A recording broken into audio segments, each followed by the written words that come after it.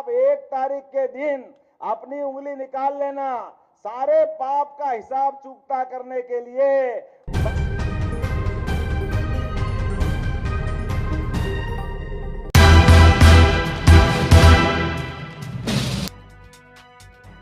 जम्मू कश्मीर के सांबा विधानसभा में भाजपा प्रत्याशी सुरजीत सिंह सलाथिया के समर्थन में मुख्यमंत्री डॉक्टर मोहन यादव ने जनसभा को संबोधित किया। मध्य प्रदेश के मुख्यमंत्री डॉक्टर मोहन यादव जम्मू कश्मीर में पहुंचे, जहां उन्होंने भाजपा प्रत्याशी सुरजीत सिंह सलाथिया के समर्थन में जनसभा को संबोधित किया।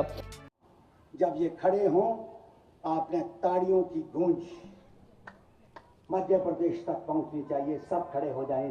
धन्यवाद। जय हिंद।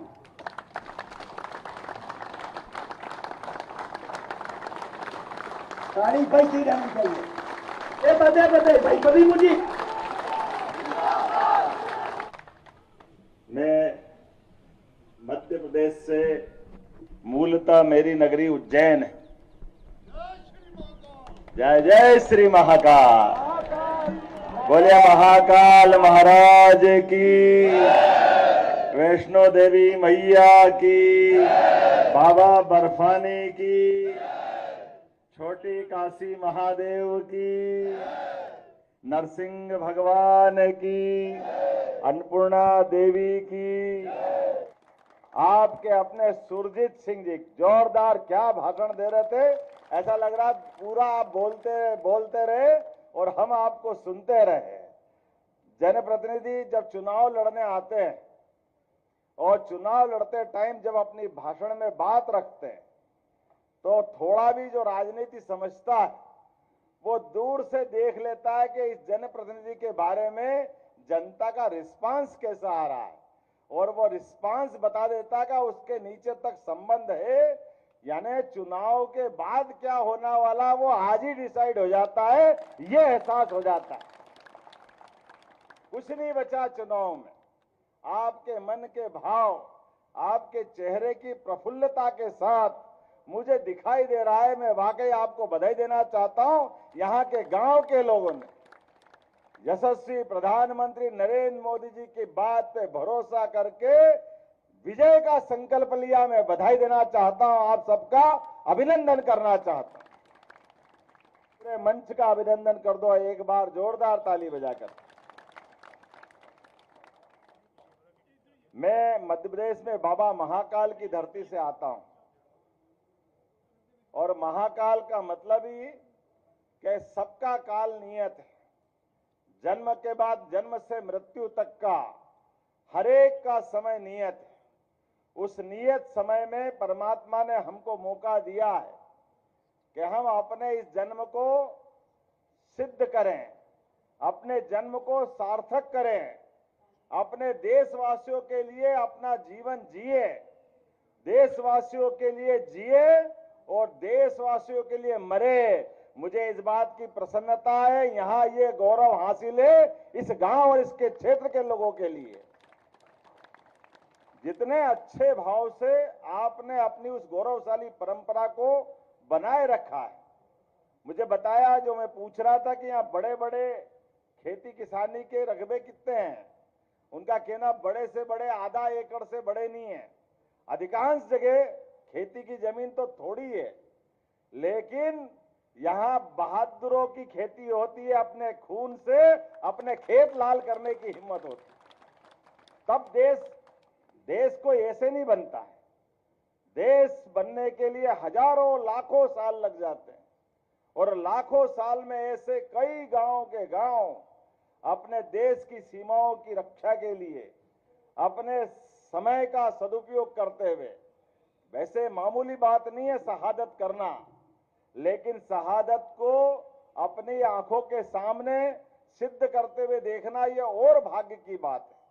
1857 वो अंग्रेजों के खिलाफ भारत का पहला युद्ध, उस युद्ध के पहले के दौर में भी 1852 से कई युद्ध के ऐसे मौके आए इस जम्मू कश्मीर के लिए। आज मैं 1947 के पहले की उस भारत को भी याद करना चाहूंगा। हमारे इस देश की सीमाएं अभी जो है उससे कई गुना बड़ी थी, लेकिन काल के प्रवाह में हमारे शासकों के द्वारा जो हमारे दुश्मन देश से आए थे, उन्होंने हमको लूटा, खसोटा, हमारे नोचा और हमारे बीच के जितने हमारे मान बिंदु थे उन सबको नष्ट भ्रष्ट करने का प्रयास किया। लगभग 1000 साल की गुलामी का काल आया। हमने किसी देश पे कब्जा नहीं किया, हम किसी देश पे चढ़ाई करने नहीं गए। हम तो जियो और जीनो दो की भावना वाले लोग थे, हमारी अच्छाई को दुनिया में बांटने वाले लोग थे। लेकिन एक तरफा एक हाथ से ताली नहीं बजती है, ताली दोनों हाथ से बजती। हमारे लोग अपना बलिदान करने तो आगे बढ़े, लेकिन चालाक लोगों से निपटने के लिए थोड़े भोले पड़ गए। पृथ्वीराज सिंह चौहान ने 17 बार माफ करा था मोहम्मद गोरी को। ये हमारी अपनी भोलेपन की भावना थी। 17 बार, और एक बार उसका दाव लगा, उसने दूसरे क्षण देर नहीं लगाया। पृथ्वीराज सिंह चौहान के साथ जो किया है वो हमको याद रखना पड़ेगा। और वही बात आप 47 के बाद याद रख लो। हमने सबने मिलजुल करके इस देश की आजादी की लड़ाई के बाद आजादी हासिल की थी, लेकिन केवल एक नेता कांग्रेस के बड़े जो अपने आप को कश्मीर से तो जोड़ते थे, लेकिन कश्मीर की सही बात को समझने में कमजोर सिद्ध हुए और उन्होंने एक ऐसी गलती कर दी जिस गलती के बलबूते पर 40,000 से ज्यादा लोगों के अपने प्राणों के बलिदान हुए। वो कोई और राज्य नहीं है, एकमात्र राज्य जम्मू कश्मीर है जहां लगातार 75 साल तक ये लगातार अन्याय चलता रहा। मुझे आनंद आया हमारे यहाँ महाराजा हरि सिंह की प्रतिमा पर माला चढ़ा करके। अरे वो गौरवशाली क्षण था जिन्होंने मुगलों के आगे भी अपने उनके खानदान ने हथियार नीचे नहीं रखे। महाराजा रंजीत सिंह ने मार मार तक अफगानिस्तान के आगे तक अपने देश के दुश्मनों से मुकाबला किया।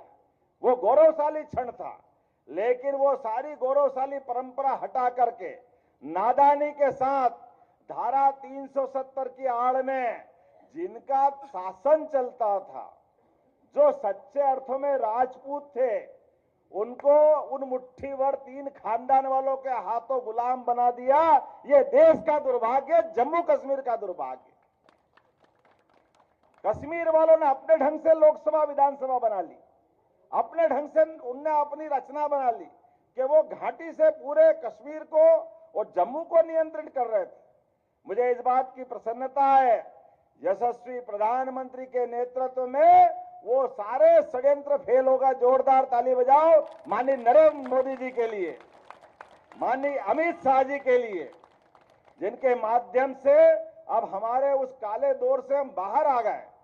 और इस बाहर से आने वाले माहौल को बनाए रखने के लिए ये जो चुनाव है, ये माफ करना सुरजीत जी, ये चुनाव केवल सुरजीत सिंह जी का नहीं है, ये चुनाव उस 75 साल के बदले लेने का है जो अतीत में हमारे साथ गलत हुआ था। ये दरवाजा इसलिए खुल रहा है कि कश्मीर यशस्वी प्रधानमंत्री के नेतृत्व में कदम से कदम मिला करके विकास के दरवाजे की तरफ जा रहा है। मुझे इस बात की प्रसन्नता है। कश्मीर के अंदर किसी बात की कमी नहीं है, यहाँ के युवाओं में टैलेंट की कमी नहीं है, बौद्धिक क्षमता की कमी नहीं है, यहाँ की आबो हवा, यहाँ की खूबसूरती, पूरा देश तो क्या दुनिया यहाँ आने के लिए तरसती है। लेकिन दुर्भाग्य के साथ तथाकथित लोगों ने जो कश्मीर को खून खंजर में डुबा दिया था, आज वो सारे चीजों का बदला लेने का समय है और मुझे बदला लेने के लक्षण भी दिखाई दे रहे हैं। चुनाव तो 10 साल बाद हो रहा है, लेकिन जब से मोदी जी की सरकार बनी है, यहाँ की एक एक विकास की ईंट ईंट बोल के बता रही है कि अब कश्मीर बदल चुका है, कश्मीर बदल चुका है, कश्मीर बदल चुका है।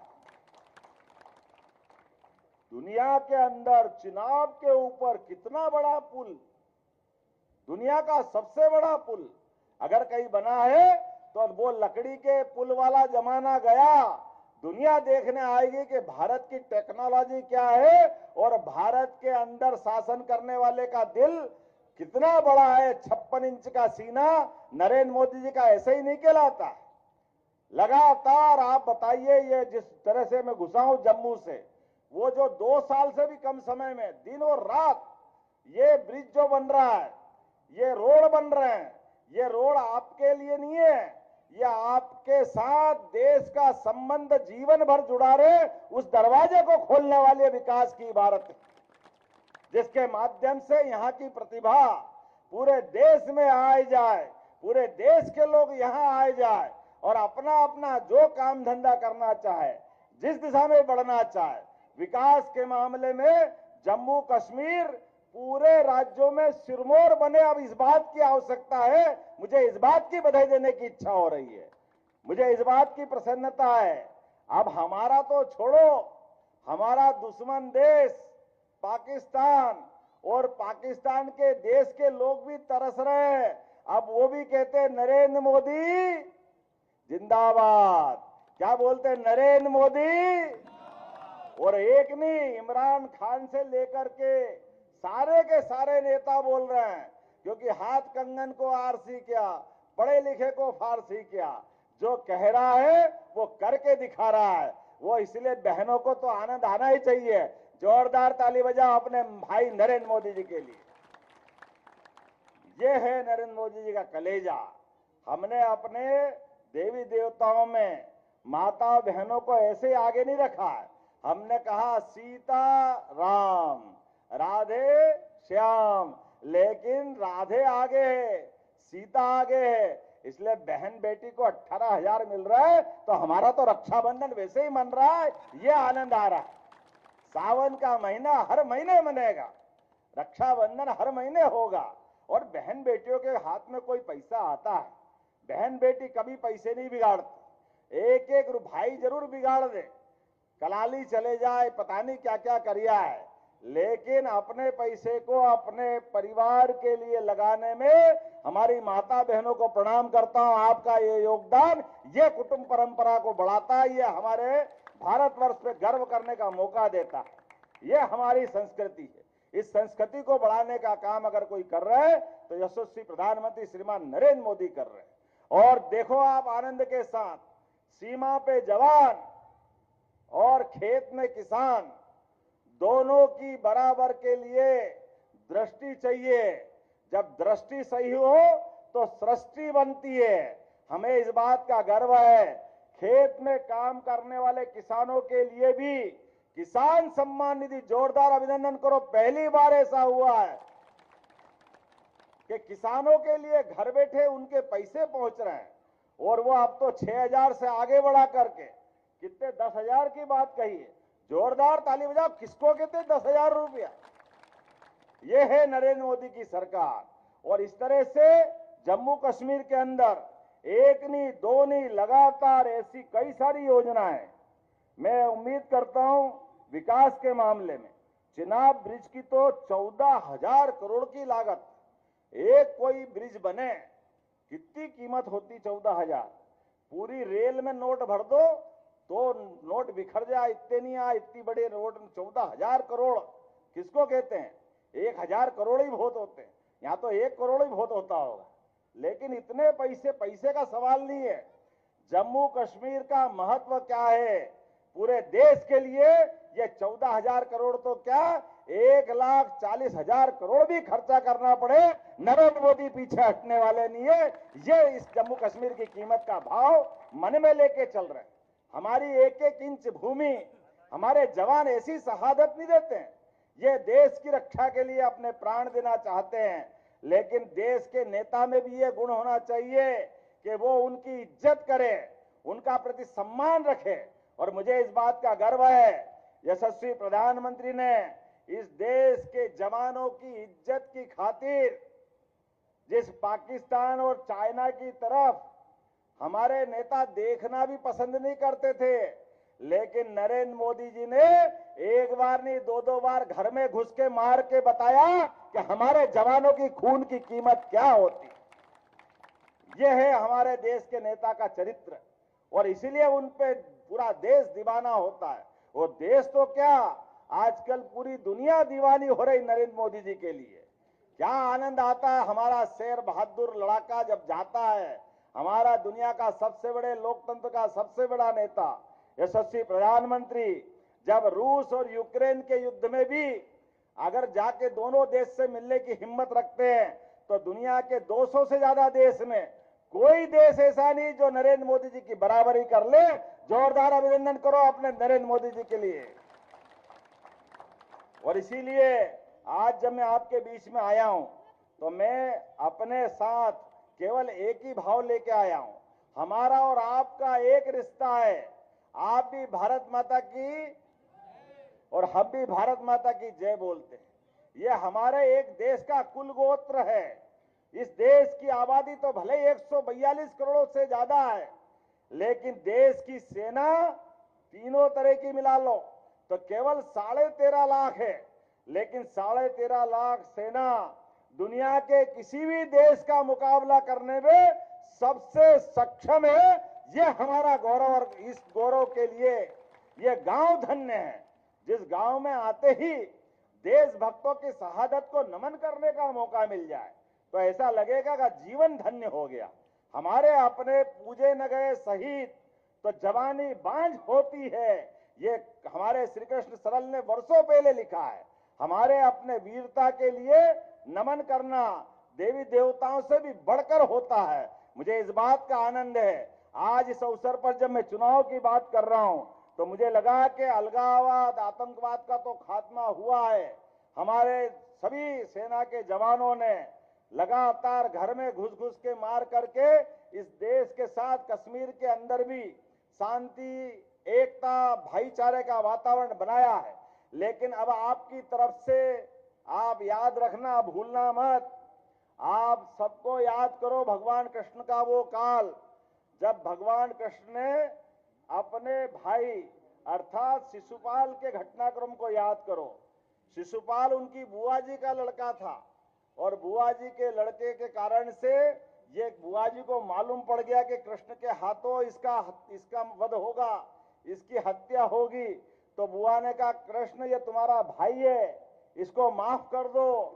तो कृष्ण भगवान ने कहा था बुआ बात तो सही है, मैं माफ कर दूंगा, लेकिन माफ करने की कोई तो सीमा होगी। उन्होंने कहा मैं इसको माफ करता हूं 100 बार तक, 1 2 3 4 100। लेकिन याद रखना जैसे ही 101 हुई तो उसके बाद मुझसे मत कहना। ऐसे ही हमने बहुत दिन तक नेशनल कॉन्फ्रेंस, कांग्रेस सबकी सरकारें बना के देख ली। अब इनकी 100 की गिनती पूरी हो गई। जैसे 1 तारीख आए आप अपनी उंगली ऊपर करना, जैसे भगवान कृष्ण ने अपनी उंगली बचा के चली थी। जैसे ही 100 पूरा हुआ तुरंत सुदर्शन चक्र धारण किया और कहा कि सुदर्शन चक्र अपना काम करो। वो घूमता हुआ गया, धड़ाम से शिशुपाल नीचे। आप 1 तारीख के दिन अपनी उंगली निकाल लेना। सारे पाप का हिसाब चुकता करने के लिए मतदान केंद्र पे जाना, अपनी उंगली दबाना, धड़ाम से उनके सारे पाप का हिसाब चुकता हो जाएगा। जो 75 साल तक किया वो कुछ नहीं बचेगा, सब कुछ समाप्त होगा। और उस समाप्त होने के बाद नया दिन, नया सवेरा, नया दिन निकलेगा जब यशस्वी प्रधानमंत्री के नेतृत्व में जम्मू कश्मीर की सरकार और देश की सरकार, डबल इंजन की सरकार दुनिया में विकास के नए कीर्तिमान बनाएगी इस आह्वान के साथ। और जब मैं ये बात देखूंगा उज्जैन जाकर, भोपाल जाकर के प्रचंड बहुमत की सरकार बनी है तो मेरे साथ आपको भी और मैं आपके साथ लड्डू खाने के लिए फिर एक बार आपके बीच में आऊंगा। उस आनंद में शामिल होंगे।